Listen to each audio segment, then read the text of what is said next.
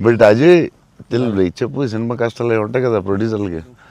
శోభన్ ఏమైనా ఇబ్బంది పెట్టాడా, హీరోయిన్ ఇబ్బంది పెట్టిందా, డైరెక్టర్ ఇబ్బంది పెట్టాడా? ఇబ్బంది పెట్టలేదు. ఎవరు ఎక్కువ ఇబ్బంది పెట్టారు చెప్పు? ముగ్గురులో ఎవరో ఒకరు ఎక్కువ ఇబ్బంది పెట్టి ఉంటారు. హీరోయినా, డైరెక్టరా? చెన్నైలో రోడ్ల మీద షూటింగ్, అన్ని రియల్ లొకేషన్స్, అసలు ఒక్క సెట్ లేదు, ఏమీ లేదు. రోడ్ల మీద చేయటమే అన్ని.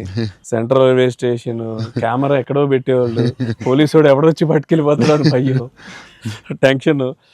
అన్ని ఆ పోలీసులు వస్తే షార్ట్ ఫిలిం చేస్తున్నాం సార్, ప్లీజ్ సార్ అని వాళ్ళు రిక్వెస్ట్ చేసుకుని, చిన్న సినిమా సార్ అని అలా చేసేవాళ్ళం. పాండీ బజార్లో ఆ నైట్ సీన్ ఉంటుంది, ఒక సీన్ నైట్ మనం చేసాం కదా షూట్, అది నైట్, అదే ఆ డైలాగ్ ఉంటది కదా, నా జీవితం నేను ఎవరి జీవితం నాశనం చేయలేదు. అది ఫుల్ ట్రాఫిక్ లో చేసి ఉండాలి, ఫుల్ ట్రాఫిక్, అసలు ఫుల్ ట్రాఫిక్.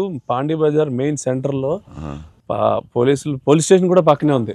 పోలీస్ స్టేషన్ దగ్గరికి వెళ్ళి సార్ ప్లీజ్ సార్ అంటే, సరే డిస్టర్బ్ చేయకుండా ట్రాఫిక్ ని చేయండి. అది డైరెక్టర్ తీసుకెళ్లి ఈవినింగ్ 6:30, 7కి పెట్టాడు.